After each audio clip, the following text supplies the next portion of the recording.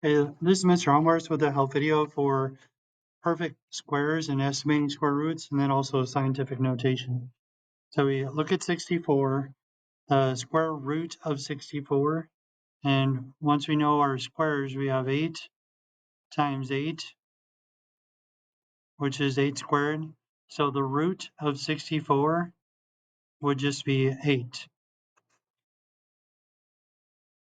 So 12 times 12 is 144. So the square root of 144 is going to be 12. And with the negative integer sign on the outside, we would leave it there. So that'd be negative 12.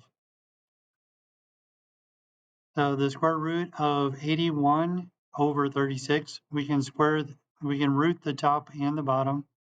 So it's 9 and over 6.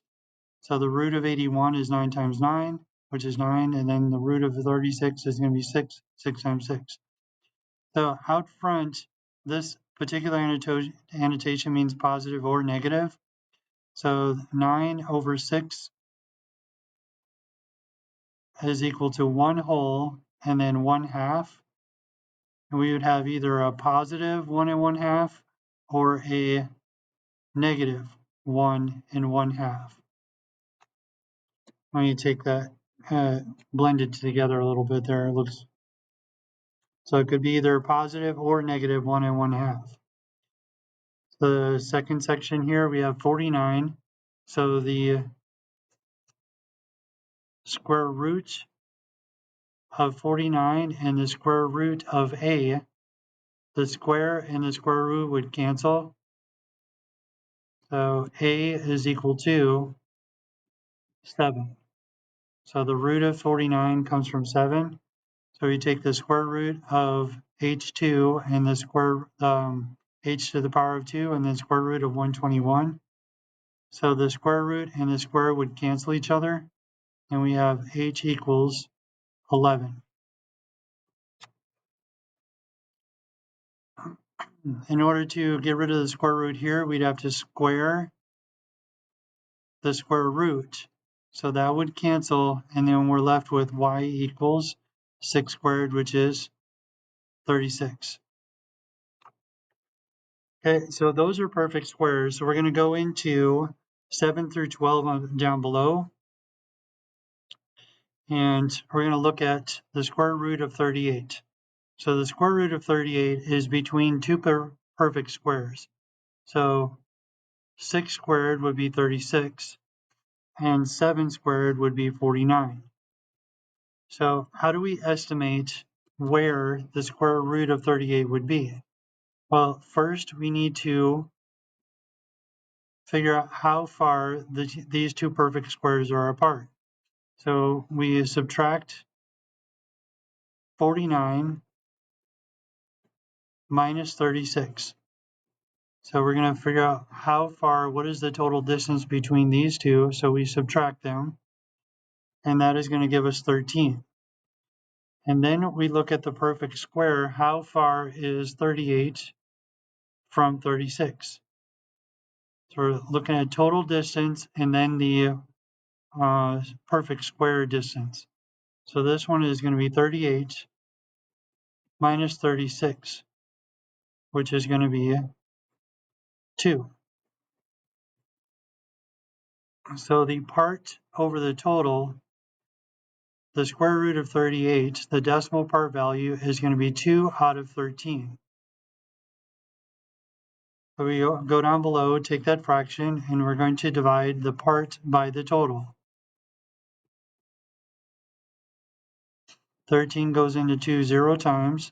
13 goes into 20 1 time. 1 times 13 is going to give us 13. Subtract, we have 20 minus 13, which is 7. So now we look at how many 13s would go into 70. 6 would be too much. I believe we're going to be at 5. 5 times 13 is going to be 65. So now we go back up and we put the estimation in there to 2 decimal place values. So this 2 out of 13 is going to be 15 hundredths. And we go to 6, which is the perfect square. So we should estimate it as 6 and 15 hundredths.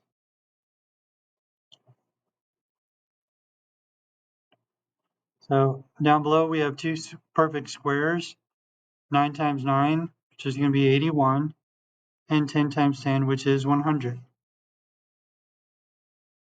So we can see that 99 is very close to 100.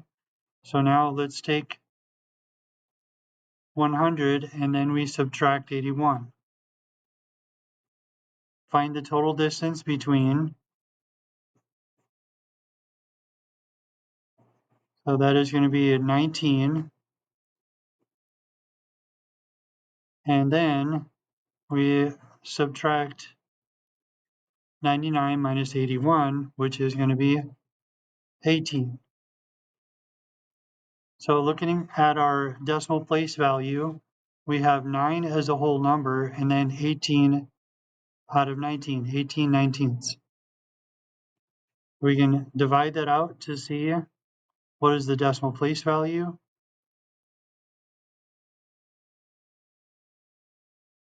So 19 goes in here 0 times, and then 19 is going to go into 180.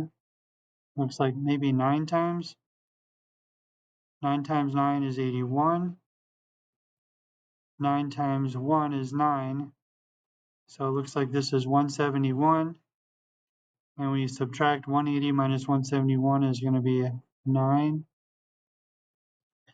Let's see, 6 times that, maybe only 5.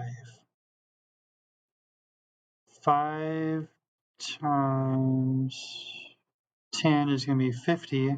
So we got 5 times 9 is 45. 5 times 1, that's going to be too much. So it looks like it's only 4.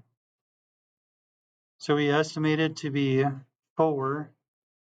The decimal place value equivalent to 18 out of 19 would be 0.94. So we had 9 as a whole number, and then we put the decimal place value conversion in there. So the square root of 99 is going to be right around 9.94.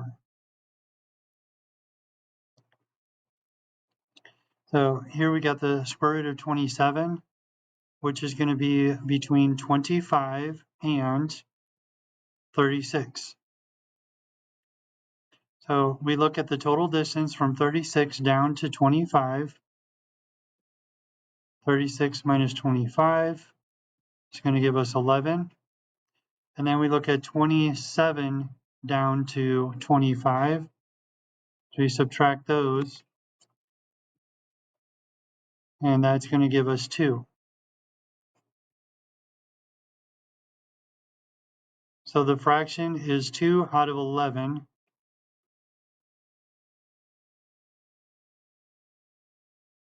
So it's 5 decimal, 2 out of 11. So we're going to convert the 2 elevenths into a decimal. Top goes inside division, bottom goes out. 11 goes into 2 0 times. 11 goes into 21 times. 20 minus 11 is going to be 9. And it looks like 11 is going to go into 98 times. That's going to give us 88. So we do our estimation here, 5, and change the fraction to a decimal, 5.18.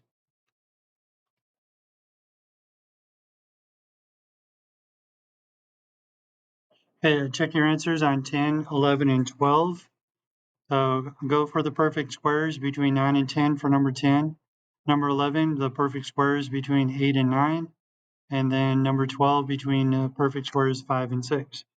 Okay, so the second part for today was scientific notation.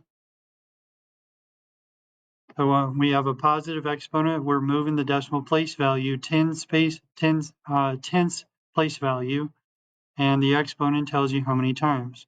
1, 2, so 903. This says 3, so you go 1, 2, 3. 7, 8, 9, 0. And this one says 5, 1, 2, 3, 4, 5. We have 411500. And this one says 6. 1, 2, 3, 4, 5, 6. 3, 2, 0, 1, 0, 0, 0. So it's going to get into the millions. Now, number 5, we're moving it. The negative exponent means we're going to move it 10's place value to the left. So this one says 2. We're going to go 1, 2. 0.051. And I'm just going to throw this extra 0 up front. So this one says 5. So we're going to move 1, 2, 3, 4, 5.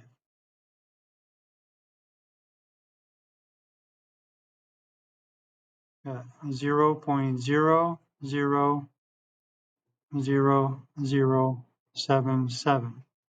And this one says negative 10 to the negative 4th. So we're going to move it 1, 2, 3, 4.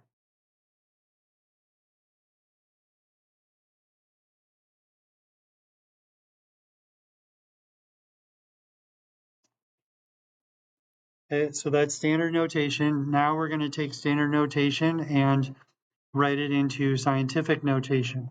So this number is greater than 1. So we're going to do times 10, and we're going to have the positive exponent. So 1, 2, 3. Count how many place values till we get to a whole number. So that's going to be 3. And then here is the numbers that are still showing outside of zeros once we get to a whole number. So we got 4.4. This is greater than 1, so we have 10 to the power of 1, 2, 3, 4. 10 to the power of 4. Here we have 1, 2, 3, 4, 5, 6, 7.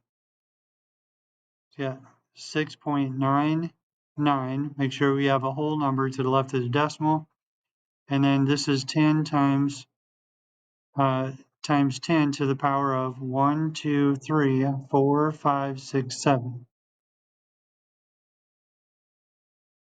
Now, these numbers are less than 1 as a whole number, so now we're going to be using negative exponents. So negative times 10 to the negative something times 10 to the negative exponent times 10 to the negative exponent. So this is going to be 1, 2, till we get to a whole number, and that's going to be 8.4. 1, 2, 3, and 1, 2, 3, 4, 5, 6, 7. Have moved 10 tenths place values to the right, and we're left with 5.15.